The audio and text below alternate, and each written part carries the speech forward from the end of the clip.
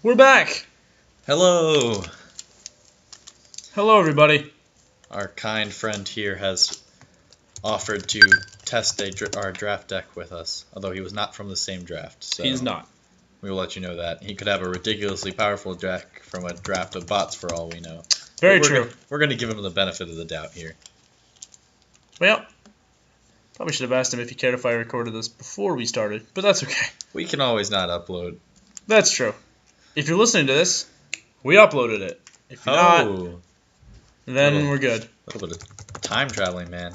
And you will know. You will see this. You will see this.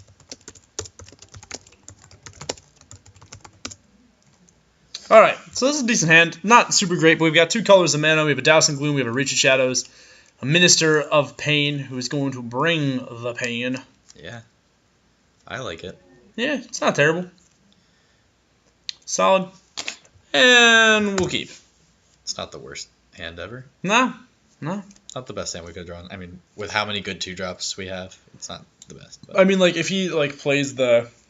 So, like, if he plays, like, 3 things that have 1 toughness or less, then we just, like, sack Minister of Pain and we're just like, we win. It looks like he's a control deck, though, with the blue there. Hopefully. Unless he's, like, tempo red-blue, which I think will become a deck. We'll see Lou Scott Vargas make it a thing. I mean... It's there. I feel like tempo red-blue's already had its day in the sun. I think it'll work in Dragons, too, though. I don't know why. I just have a hard time believing that red-black or red-green would ever step aside long enough for that to become an actual reality. So no 2-drop from our opponent, which is kind of nice. I believe in LSV. He'll make it a thing, guys. Don't worry. Well, the constant draw of lands, that can keep up for a while, but like I don't know how long it can keep up for. Hopefully it just stops right now. Yeah, like I don't want to run out Minister of Pain as just a 2/3, but I will. Yeah, honestly, his deck might be as slow as ours, so it might not be a bad idea. Well, like I'm gonna play a creature on turn 3. Yeah. Like unquestionably, I am going to play a creature. Unless he puts out like a 5/1 right now. He's blue-black. Yeah. He's shown which means that, like, maybe Minister of Pain is not the best call. I mean, if it's a morph, then no, it's a Monastery Siege. He rolled the dice and won the Fate Lottery. That's pretty awesome. So Monastery Siege is a thing, which means that we're definitely running out Minister of Pain here because that's going to be absolutely backbreaking if we don't apply some pressure very soon. He picked cons, which means he's drawing cards. He will draw a card. He will out-card Advantage us to death. Oh, yes. Which means that, like, usually we can win that game matchup if we have a strong early game presence. We did not. We drew a Lurkin Aronix, though, to put some... I am siding out every 5-drop in this deck for every single copy of Typhoid Rats and Segmented Crotek we have. I will bum rush this deck into oblivion. I mean, we've only seen the one Monastery Siege, so it might be a bit early to pull the trigger on that. But I do think we have enough low-drop cards for it. We're not quite a red-black deck, but... Yeah, put him down. He does have to draw. He does have to discard off of cons before he draws for the draw step, though. Yeah, that is important to remember. That's like just a future thing. Yeah. I mean, well, we know that he has a right of undoing. Cheat count 1. Cheat count 1. I was surprised by how many errors I saw in the Pro Tour Dragons. They're not perfect. They're not perfect. And that means they can bleed, which means we can beat them. You're not wrong. And that their blood tastes like iron. I assume that most blood tastes like iron. Isn't there like a high iron count in blood? Maybe I'm just wrong. Yeah, it tastes like iron. It's, good to know. Yep. This is gonna get ugly. Doused and Gloomed. Yeah. And I'm just gonna apply pressure. Doused and Gloomed or Reach of Shadowed? Doused. Oh, we do have a Doused and Gloom. Okay. Doused and Gloom. It was the alternate art. Oh, so he's not actually playing Exploit. Well, that's annoying. All right, so now I have to offer trade. Like, if he offers trade, I'm okay with it. But more land, which is exactly what I've always wanted. Huh. We definitely attack here. If he blocks us at EC's Faithful, I'm going to Douse and Gloom it. If he offers a trade, I'm okay with it. I can't really... Realistically, I have to get around him at some point. If he doesn't block anything, then I'm just gonna go ahead and kill it. Okay. So now we get to kill the 0/4. And we get to gain 2 life. And we hold up that one green combat trick. Yeah, we bluff a combat trick. There is no one green combat trick though in Dragons. But we don't know if our opponent knows that. Is there?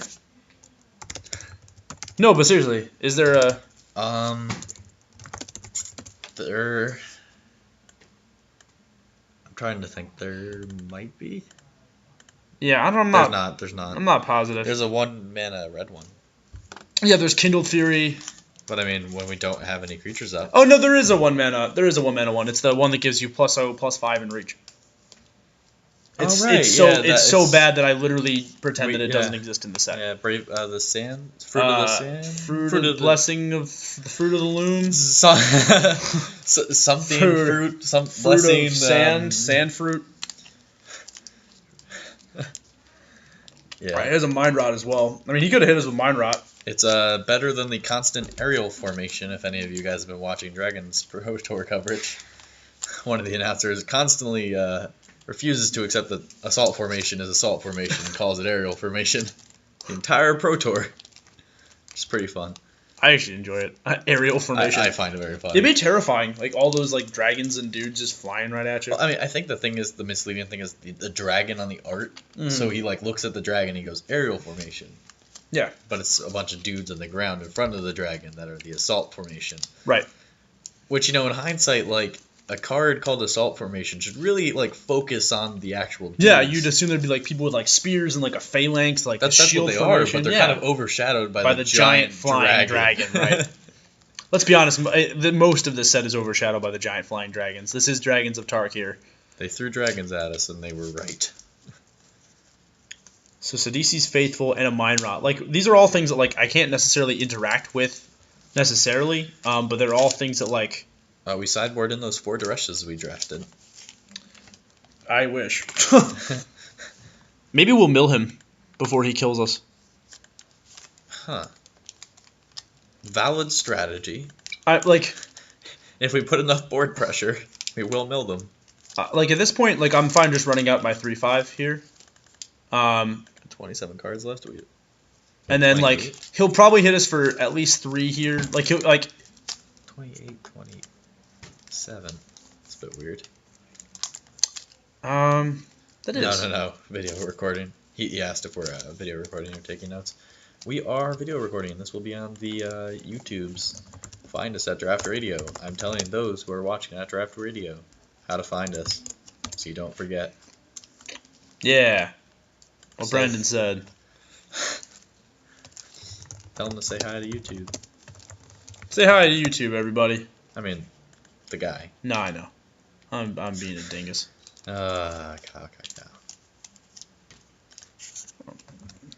Well, he's asking for our channel, which means the daily life of high school boys. A show so derpy, mostly because it just kind of covers the daily life of boys being boys, us just being us, which is mostly derpiness. Let's go look up the draft. Let's find the Draft Radio channel link for all of those that are interested. Aha! Dun, dun. Little inside view as to the Draft Radio magic here. And now at this point, I'm just gonna leave these lands in hand. He showed us 1 Mind Rot. He might have 2 Mind Rots. You get a 3. I doubt that very much. He does have a Marsh Hulk. Well, that's good to remember as well. Marsh Hulk, so that we don't get blown out by Megamorph. Well, what's cool like about the cons thing is it just like yes, it supplies him with infinite card advantage, and in all likelihood, like the people that win the game usually are the ones that like draw the most cards. But I mean, like he's showing us a ton of his deck. Yeah, he doesn't know that dragons probably could have blown us out.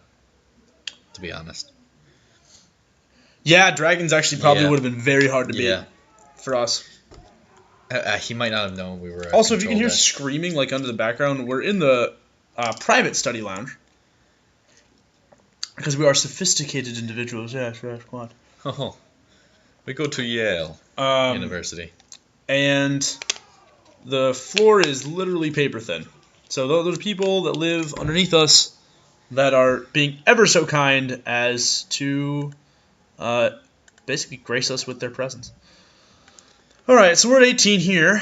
These Yale floors are so thin. Oh, the assault formation. You're going to play the land? I am, because I want to flatten and assault formation in the same turn. Oh. It's a bold play, Cotton. Let's see if it pays off for him. I'm sorry, aerial formation. Aerial formation. Aerial formation on the battlefield. That looks like he'll be able to fly over the enemy. Yeah. See, like, can we show them this card art for a second? Yeah. So they can appreciate. Yes. Look, the assault formation is the little dudes in front of the giant dragon. The giant dragon that is flying, on the other hand. Now, there's a fair point to be made for not flattening here pre-combat, but that fair point doesn't include me swinging for 8 points of damage. I like swinging for 8 points of damage. I think that is a relevant plan. Ooh. Right to the death touch guy. Yeah, I don't blame you. Yeah, we have to. I mean, like, I don't want to die.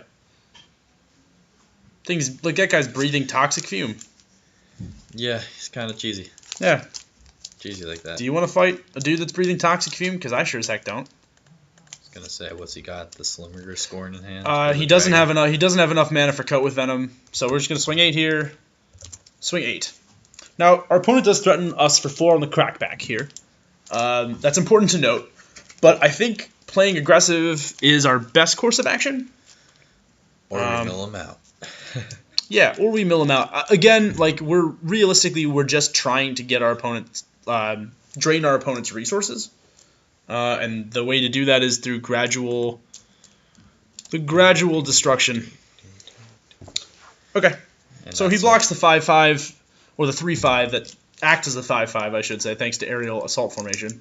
Yeah. And of course, manifests a card, thus bringing us one step closer to the mill strategy. We are 3 turns ahead on mill out right now. Gimmicks. Yeah, it's going to be very interesting trying to beat Khan's Monastery Siege. For all of Magic's considerable balance as a card game, and it is probably one of the most balanced tabletop games ever. It is very hard to beat a deck that just draws a ton of cards. Now, the great thing is that he has to discard here with only 3 cards in hand. So, like, if all 3 of those are answers, he has to ditch one, and then he might just whiff and draw a land. So he has a Shambling Goblin. So good to know. That's not one. That's a pretty good exploit deck. From that's a great exploit deck, actually. Rite of Undoing seems a little sketchy. Yeah. But maybe he's got a bunch of manifest stuff. He could have a bunch of manifest stuff. Here, John. It could be a cloud form. I'm gonna go see if that's John out there. Please man the helm. And I will entertain you with a shillelagh. That's not something you want to be entertained with. Da da da da da da da. I don't know. How do you select shillelagh? Anyway, so my plan here is much more focused on the mill out strategy, whereas Kyle seems to think beating down your opponent and destroying their life total is a better way to win the game. And we're back.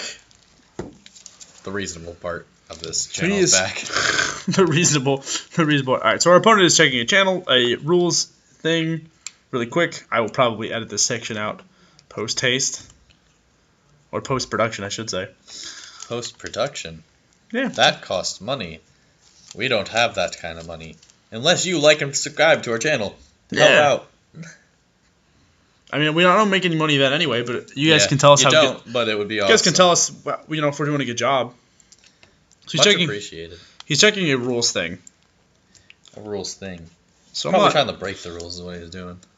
I don't trust this guy. He's shady. What's interesting to note too is that our opponent has like hit a lot of his spells. 4, 5, 6, 7, 8, 9 of his spells, whereas we have hit 6.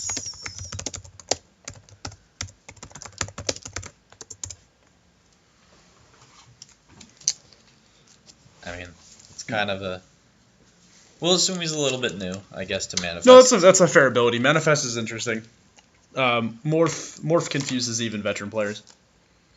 So our opponent has this 4 on the crackback, but we've got 8 on our crackback.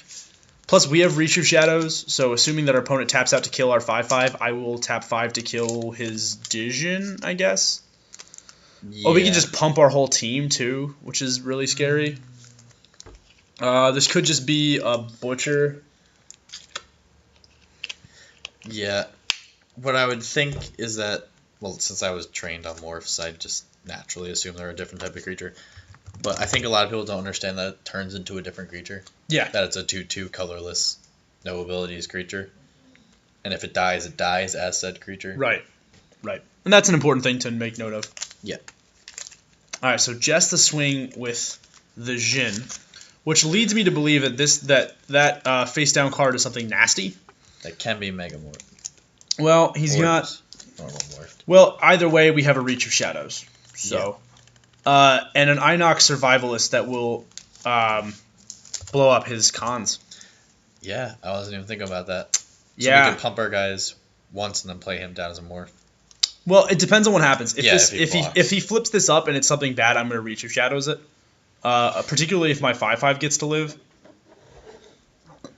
Oh, he has a response post haste. Well, let's see what it is. Sack creature. Foul tongue invocation. Well, I clearly sacrificed this thing. Okay. Well, I'm still coming in for 5. I was thinking we could just play this, unmorph it, and then blow up the cons. Yeah, if he doesn't do anything else. Alright, He's so... blocking. Yep. Which is fine. We eat it. Okay. Let's see what he got. So he has a Foul Tongue Invocation as well. His deck seems very, very tricky. I would guess it's another Shambling Goblin. Or no, maybe a Shelter Emissary. Like a Palace Familiar. Oh, it's a Dutiful Attendant. Dutiful Attendant. Ooh. So now we're just going to go ahead and we're going to play our Morph out. Yep. What could it be? It's an Inox Survivalist. Wow, way to spoil it, Kyle. Sorry. Spoilers. For it's an those of you- Inox Survivalist. For those of you back at home, we apologize for Kyle's spoilers. Then, of course, we're going to unmorph it. As a 3/2. Technically as a 2/2 because of our Assault Formation. Oh, right. We have to remember that Assault Formation does not help us sometimes.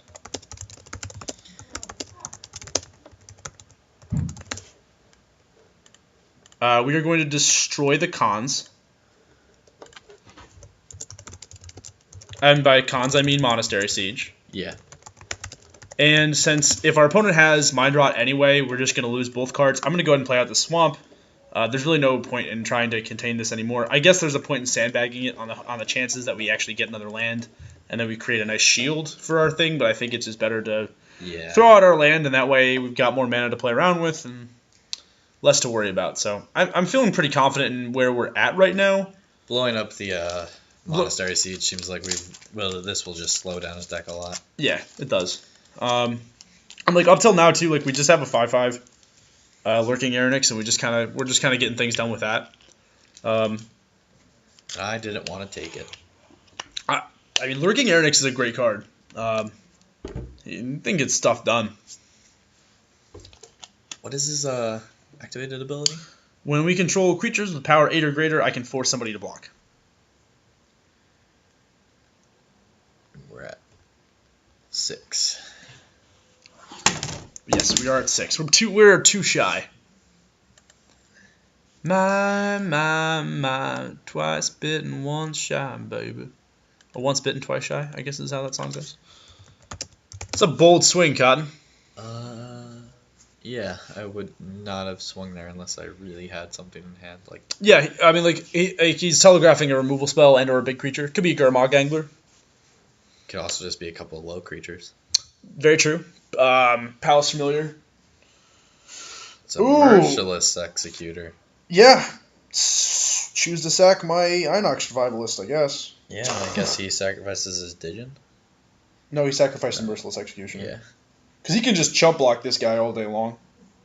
Can he? Yeah. No, he can't. Well, if he keeps playing stuff, I mean, like, he's been chump blocking him all day long. Like, it's not...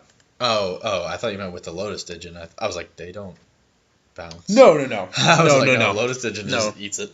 The Jin eats... The Jin... certain je ne sais quoi. Haha. Got him. You got me. Got him. Je ne sais quoi. Well, we got another Einok, dude. Player guy has Morph in case he's got a second Palace Familiar. Or Monastery Siege. Yeah. Why not? I mean, like, either way, it's going to be 2 power. There's just no point in showing it. I mean, like, we could... Well, technically, though, actually, no, there is. If we play it as 2, we can leave up Reach of Shadows. Yeah. In the same turn. Which is a good idea. Then we can blow up his... Although, I'm not really sure if that's the right call. I'd play him down as a Morph here. Because I don't think blue-black is going to have something that he's going to dash in and blow us out right now. Even so, if he's got some form of discard, I want to be able to play Reach of Shadows rather than lose it for no value, which is what's going to happen if we morph this. And like, realistically, he's only going to swing for 2 anyway. And yeah. It's not like we don't have enough mana to pump him to make him a 2/2. I actually think we just play it as a 2/1, personally, and then just run it out that way. If it ever decides to pop out of the Aether. Because remember, we can pump with Assault Formation. Yeah. And with our 1 green. Yeah. Right, but that makes him swing for 2, which is what he would swing for anyway. So it's a little more mana intensive to leave up a potential answer to any sort of discard or like enchantment thing. I think it pays to be like ready to react to his deck. I guess is my point. Yeah. I guess when I'm not up against a sprinting war brute, I'm like all gears off. It's a relaxing match today. Yeah, but like it's not a relaxing match. Like he's got in for like 6 points of damage with Jhin. His deck has some powerful cards. Like Monastery Siege is decent. I wouldn't go. I don't know if insane is. Wow, that's a bold move. Really? Why is he looking at the top card of his deck? Why is he looking at the top card of his deck? Why don't you ask him? Okay, it is an accident. Whatever, that's fine. Was it an accident? I don't trust this guy. I've been saying it all. And there's a Dragon Lord Slimmiger. That's awesome. Because now, see, and now... Now we reach shadows. End of turn. Yep, that's why we left up Reach of Shadows. He's not hexproof, is he? He is not hexproof at all. That's the other one. What? What is this? He's making a copy of it rather than just having me give him control of our creature. So what's going to happen, folks, we're going to Reach of Shadows Dragon Lord Slimger now after it's resolved and takes our Lurking Ernix. Yeah. So his deck is very powerful. Yeah. His deck is very, very powerful. Good thing we had a response there. It is an excellent thing that we had a response there. Had a feeling. Lol. Well, now we have another Reach of Shadows, which is perfectly reasonable. I think we swing. I still would have played the Einok guy down. Yes. That's why I would have lost. I mean, you wouldn't have lost. No. Because you would have replayed it, but like then you wouldn't be getting in for half of his life. That's true.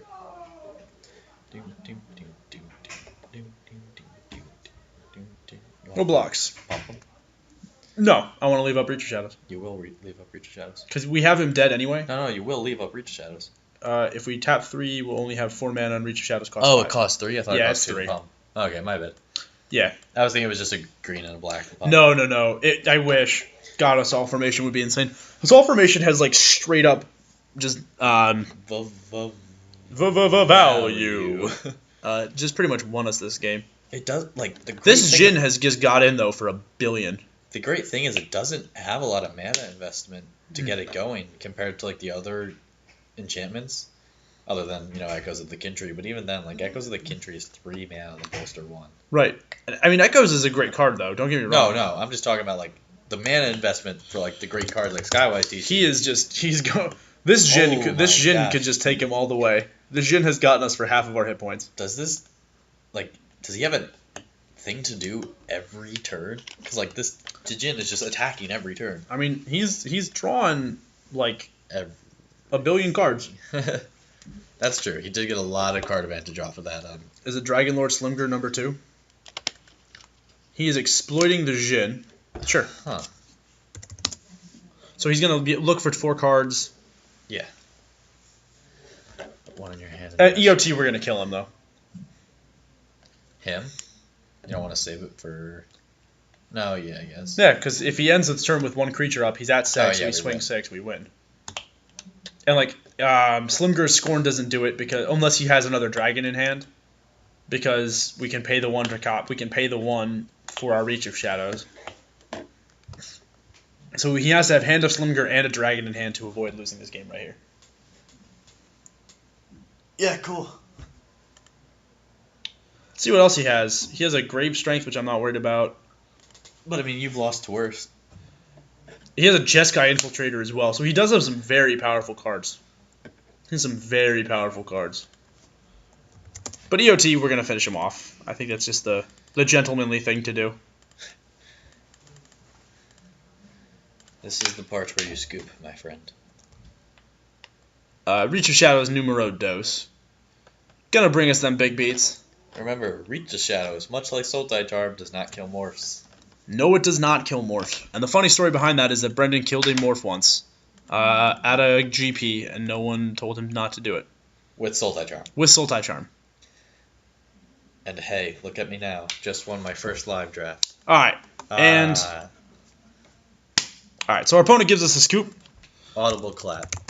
I was going to say that perhaps we should side out the Einok Naturalists, but in all honesty, well, no. Originally in my thing, I was thinking, I was like, well, maybe with the Salt Formation, like it really doesn't do very much for us. What was the other thing we were going to side out? Somewhere in the game, you were like, we should side out this for all the aggressive stuff. I forgot to do that, and we already drew our hand, and it's a great hand. It's a great hand. Airy Bowmasters comes into play on turn 3. We've got a Rakshasa Gravecaller. We have a Typhoid Rats. We have Ultimate Price. Amazing hand if you can get an extra mana. Well, we're on the draw, too. Oh, baby. Oh, baby, a triple. Oh, baby. Watch him mold a 6 right here. Ultimate Price is not going to be that great because Ultimate Price does not kill his Dragon Lord Slimger. Calling it right now, though. Yeah? He's going to mold a 6. Well, let's hope he molds this. Well, I don't hope he molds a 6. I want to play a good game. No, I want to play a good game too, but... Oh, he was just still sideboarding. So we know that our opponent has a Rite of Undoing, Sidisi's Faithful, Mind Rot, Marsh Hulk, and Foul Tongue Invocation. How high are you on Rite of Undoing? I'm not very. I mean, like, it's nice because, like, with Khan's gone, there's no good Delve cards, really. And, like, Delve cards are very powerful, and they're very useful to have. I was wrong. Yeah. Nope. In fact, he has the Wombo combo. Yeah. So we should scoop now and save ourselves some time. Well, I'm not willing to scoop necessarily. I think we've got a decent hand going on. This Swamp ever decides to materialize out of the Aether. That would be killer.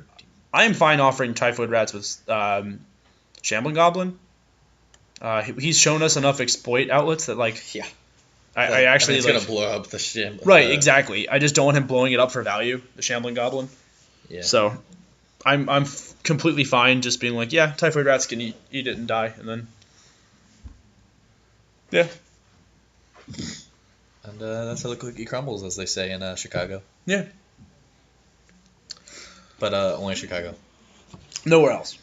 No. Nowhere else. It's like pork roll in Jersey. Which I'm from Jersey, and apparently you people don't know about pork roll. No. No one knows about pork roll. Well, let's see if we draw our land here. I mean, it's not a huge deal if we draw our land here either. At least we got a playable. Yeah, we did get a playable. One that I'm not necessarily...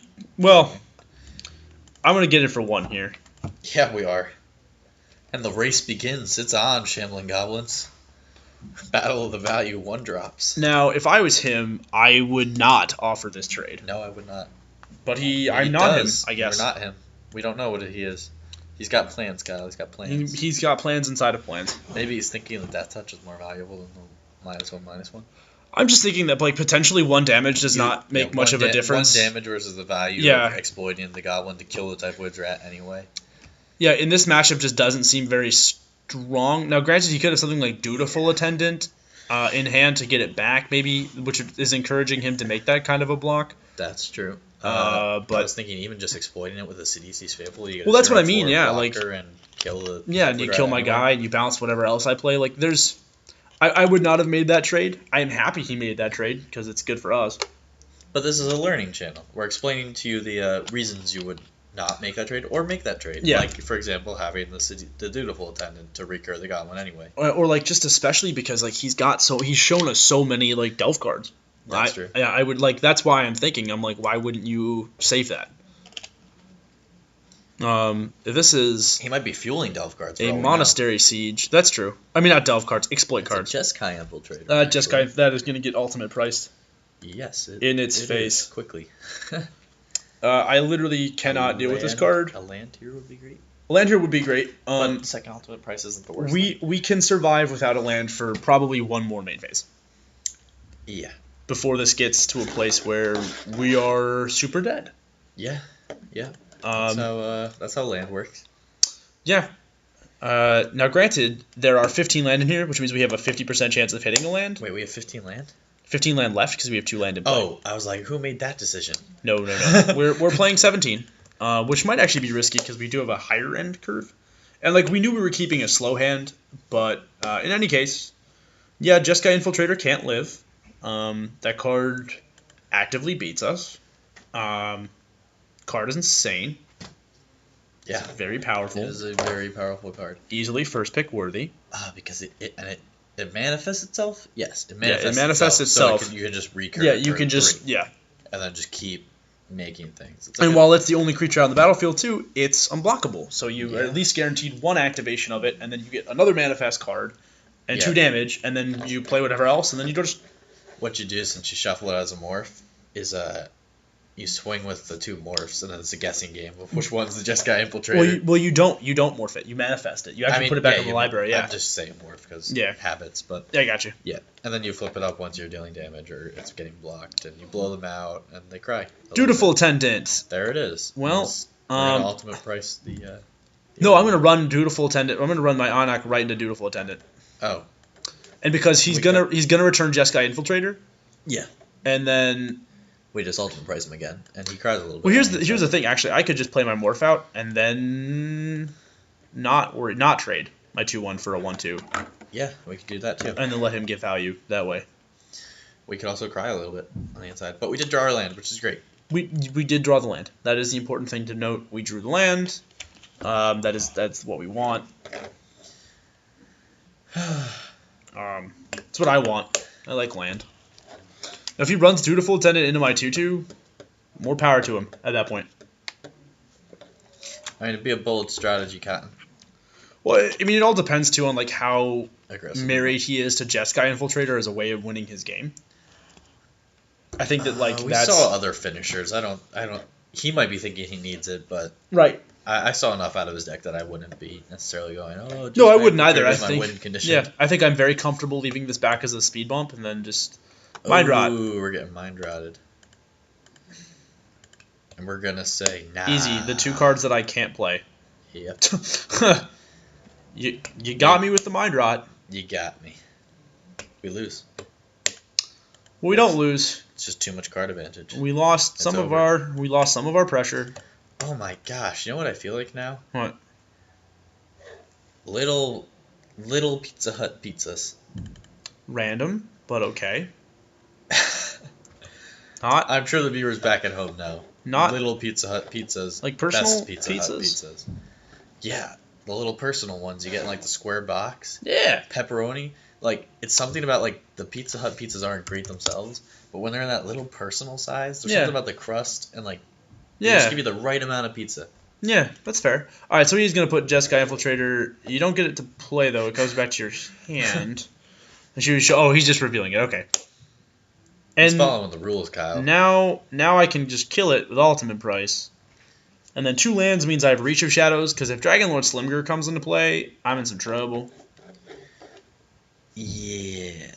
But now we have an answer to Dragonlord Slimger, and we have an answer to Jeskai Dude. I mean, theoretical answers. It's all theory at this point. This is not a theoretical answer to Jeskai Infiltrator. Ultimate price is a flat-out answer. Ultimate price is an answer we have. Yes. However, we don't have a mana for the other things. No, we do not. So it's extrapolation. But EOT, he is getting fried. Yeah. Look at that hover on the EOT. I'm waiting. There it is. EOT. Expect A. Baby. Blah, blah, blah, blah, blah. Beep, beep, beep, beep. And we just made him waste Dutiful Attendant and Jeskai Infiltrator. Right, which is why I didn't want to swing in with my 2-1. I want to come ahead on this in card advantage. Yeah. As well as I can put this in ahead in card advantage against a control deck. For any relatively new players, and I'm also relatively new, card advantage is just huge. Like, the best players all know how to work their cards so they get the maximum value out of them, and card advantage in the game. Yeah. Unless you're playing red deck wins, in which it's empty your hand onto the table, and then top deck burn spells. We are not playing red deck wins, however. And we have the land that enables the flatten, and the one more land, and we're going to be just fine. So now we just kind of play stuff, and we're just kind of we basically just kill whatever blockers come out. Deja Vu's right, Tantar. Which is a cool name, I like that. Tantar Man. Tantarmania. Tantarmania. Yeah. The Mania. Tantarmania this Sunday. That mind drop was just brutal. Got two very, very powerful cards. Yeah, but I mean, honestly. We weren't going to play him anyway, so it didn't really matter. But please be Jin. I want to flatten the Jin in the worst way. Get payback. There he is. Wow, what the heck, Kyle? You just, knew. The Kyle senses were tingling. He's got a Jin. It's coming out right now. We're just hovering the EOT. I know. I'm waiting for the EOT. We are monsters. We are monsters. I just at this point. This deck is just we're gonna play 2 low drop creatures, and then we're gonna kill all your creatures while we hit you for 2. Right. Oh, 4. 4 now. At this point too, this is basically just what I want to do. There's a fair case to be made for not playing my removal spells early. He's just ever so quietly inching it towards the graveyard. I like it. It's a nice touch. It is a nice touch. He's just all the way there. Flatten. Just put the flatten on top of it and just. Wow, that was well timed too. Look it was at that. Well timed. The moment you moved it away, it was gone. Yeah, that was good. And that, folks, is how you make sure that you're getting on YouTube. Yep, that's it. The games don't have to be good. It's the little moments like that. I mean, the game is good though. Let's not get this twisted. At any point in this game, this could all just come crashing down around our heads. Nah, man, we're kill deck wins. Well, he hasn't drawn his Foul Tongue Invocation. He also hasn't drawn his 3/1 that makes a sack, and we are very easily close to Sultai Emissary. Sacker dude, manifest a guy, and we're just we're just pretending it's not a thing and that we've got this game in the bag. Well, that's why we're being so aggressive with our removal spells. We're trying to close out this game with losing Rakshasa Gravecaller and our Scion of Ujin means that our late game potential is so bad right now. Yeah, right now we are in top deck win mode. Well, we've top decked 5 lands. If we don't draw another land for the rest of the game, I will be thrilled. I mean, one more land might be nice for the Airy Bowmasters. Yes, fair point. I like Airy Bowmasters very much. And I like it when he's turned up as a 4/5. Also true. Which is let me take on your Sprinting Warbrute. Also true. You guys might notice I talk about this set in terms of Sprinting Warbrute. Brendan likes Sprinting Warbrute probably a little too much. No, it's not that I like him too much. It's that I'm constantly thinking of playing around Sprinting Warbrute. Do you want to know something that's really scary, though, right now? We have a 46% chance that we hit a land. Yeah. That's some math. All right, so Tantar Mania is checking. No, but, Sprinting Warbrute's a great card. It's a house. It's a brick house, in fact. It's a common that acts as a win condition. Yeah. He's mighty, letting it all hang out, in fact. He's a brick, how. He mighty, letting it all hang out. But I'm not alone in my opinion. No. Generally, just everyone knows. Everybody is to it, sort of in a funny way, just because of how good of a card it is. But it's not, bomb level. I'm not gonna first pick it if there's an actually good rare in the pack. Oh yeah, I have first picked it though. I have first picked it. I have had less than stellar packs in which I have first picked it. I had a Berserker's Onslaught, and there wasn't much else in terms of commons, and I was like, I would take Sprinting Warbrute over Berserker's Onslaught. Any day. Wow. So our 46% chance did not pan out there. So we got a Wandering Tomb Shell. Which we can fake him out. I am going to swing with both of these here. We are walking into all manner of ungodly combat tricks. I'm assuming this is a Rite of Undoing. Or Whisk Away. Maybe he's got a Whisk Away. Very true. If it's Rite of Undoing, he's probably delving. Here's the response. Let's see what it is, folks. He's winding back. Expect A. Expect A. Before combat, hold up. Okay. I'm going to cast a spell. I need to think. Well, Slow play warning. slow play warning. That will go as a mark against your record, and you'll have to roll a 40. Go to combat. Alright, we're going to go to combat now. He's mighty, mighty, letting it all hang out, and he's a brick. That's, okay, if we do need to go to another game. Wow, I hit that note really well. You did, actually. I can't sing, and I hit that note You really did, well. that was excellent. I heard that, that was great. That was just like, that was really weird. It was. If we do go to another game, though, I'm signing out Wandering Tomb Shell. Yeah, we don't. I'm just going to ask you this question. Can I, what is it? Can I even cast this? No, you cannot. He cannot cast Rite of Undoing. I thought it was a land permanent. No. Yeah. Okay, but that's a fair point, though. And, like, Tantarmania, to his credit, is asking good questions. Like, if you have these things, you should ask this question, you know, when you have it, you know? Like, Yep. The worst thing you can do is play something and then get a play warning. Like at a tournament or something. Nobody cares here. Because we're drafting on tapped out. We're doing this for you guys. We're doing this to learn. But Tantarmania is doing exactly what you should be doing. It's like, hey, I don't know what I'm doing. This is the right setting to ask. This is how you learn Magic. This is exactly how you learn Magic. It's when you're getting blown out by Kyle, you ask him questions. Which is how I learned. Getting blown out by Kyle for many months. Which is actually, like, a long-standing tradition of Magic players. Do you know how many times I got my, like, just rear end handed to me by Magic players? Like, the local grinders at my shop used me as a punching bag for probably the first, like, year and a half of my Magic. Easy draft wins. I was easy draft wins. I was, like, fresh meat.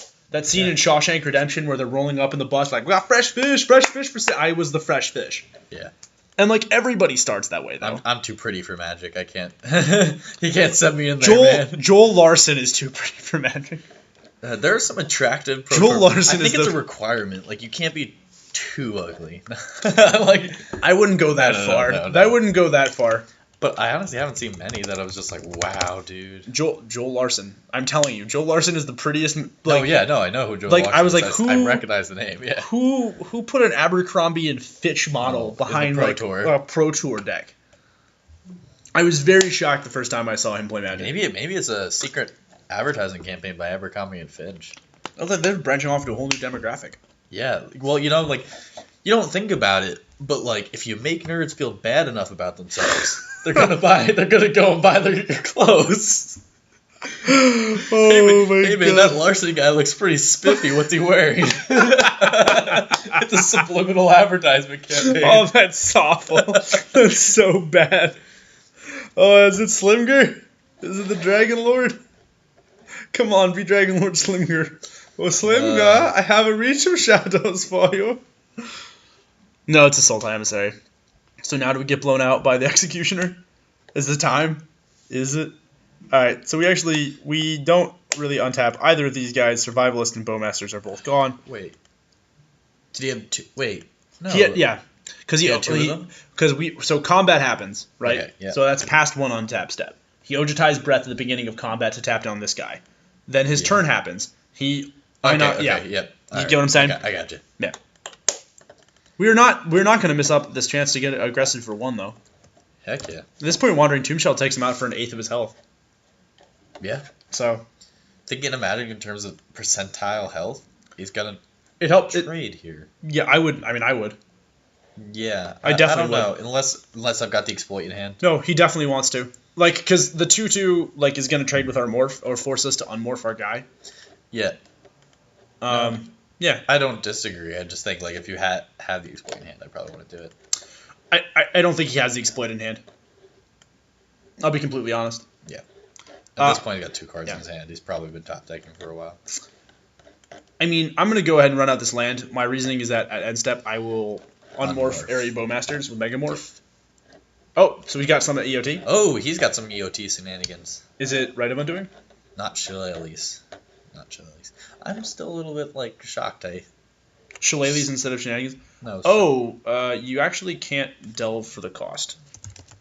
You what? Is he trying to end of turn delve? You also can't delve as instant.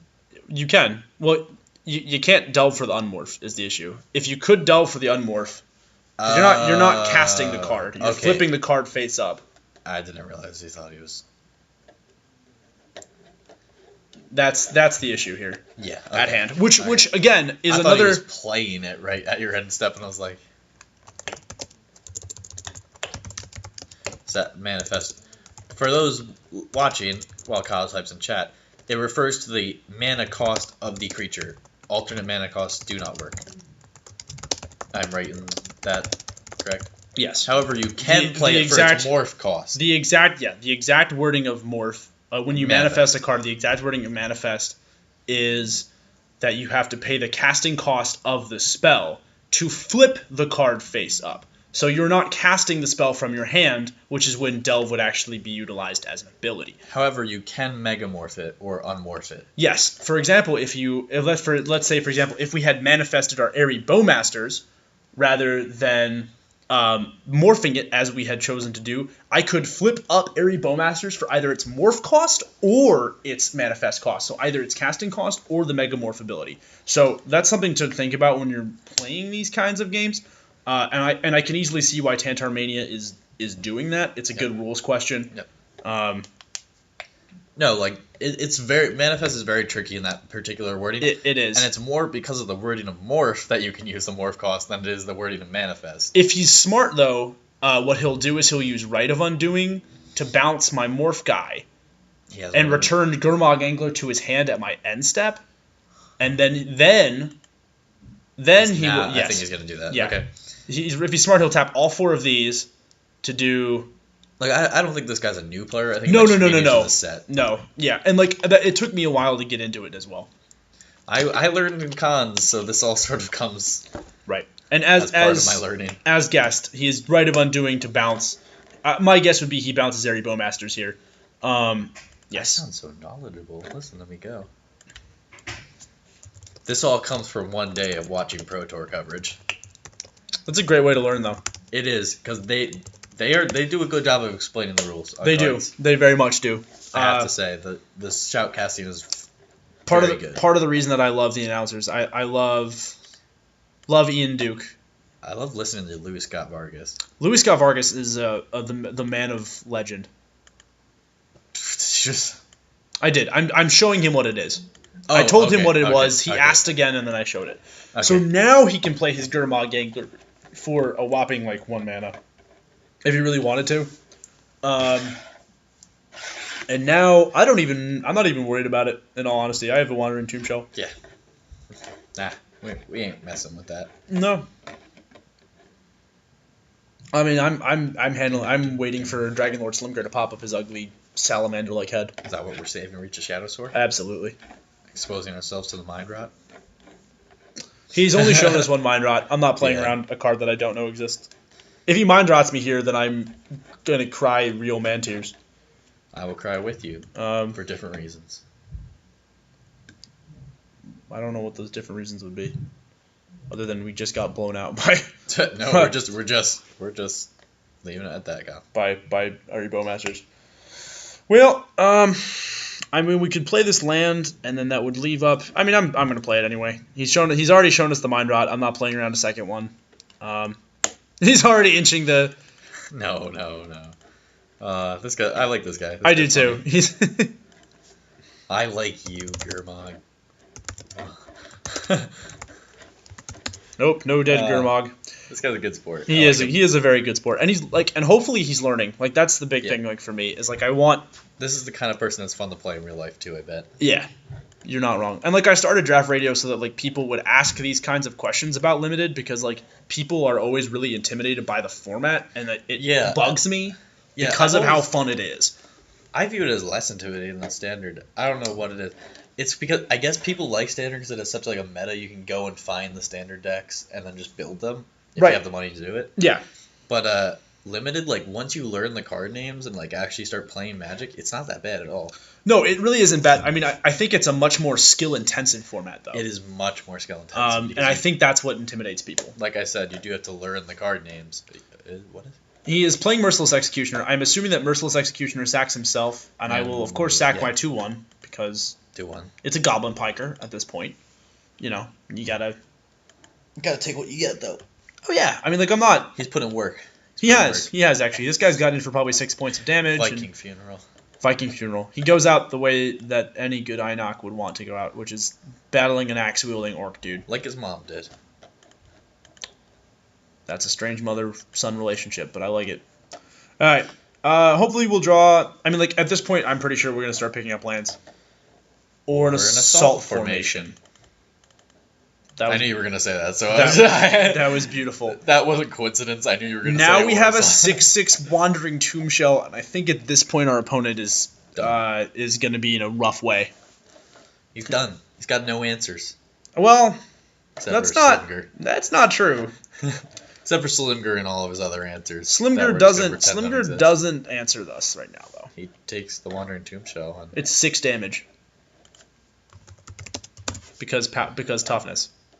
So he. Oh yeah, right now. No. Not answers right now. I'm just saying like next. Like he can still get in the game again. Yes, he can still get in the game. His deck is very much capable of that. But he's definitely losing his Gurmag Angler here. There's no way you're gonna take this damage, right? Your position, Kyle? My position, I cry. I cry, but I don't. Let's see. If I'm playing to my outs, my You're just. Yeah. My notion would be knowing the amount of removal in my opponent's deck and knowing this that I would elect to block here. I would elect to block here probably, and attempt no blocks.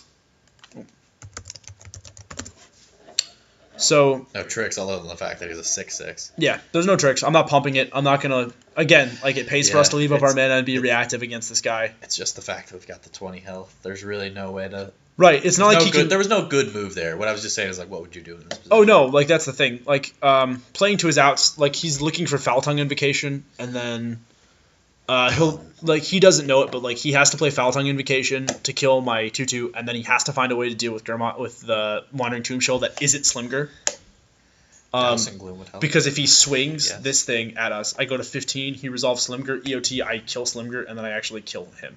So now we have to go for the win. Pass the turn. He did pass the turn. So now we have to go for the win and see what he does. Like start inching, boy. I don't like walk of shame. And that's why I would have blocked there, knowing how much removal we have in our deck and knowing what like his potential outs are. Like he needs another turn to draw outs and just not die to this. Like he dies anyway if I've got the removal and he does take the block. But like at least it buys him, if he draws like certain cards, it buys him time. He showed us Hand of Slimger before. Yeah. Like he could have Hand of Slimger and then Foul Tongue Ritualed, and then I would have had to kill this. Like I would have had to kill Gurmag Angler and then sacrifice somebody. Like it could have been different. I mean, maybe his reasoning was that he had the same chance of drawing a. He could have a counterspell. He does have a response. Oh, he does have a response. Objection, he says. I had a plan. In his best Phoenix Rite. Is this another Rite of Undoing? If it's another Rite of Undoing, that's really good for him right here. No, it's a Foul Tongue Invocation. So we are sacrificing this. Oh, he reveals Dragonlord Slimger to gain 4 life. No, that's not. That's not. You go to 10.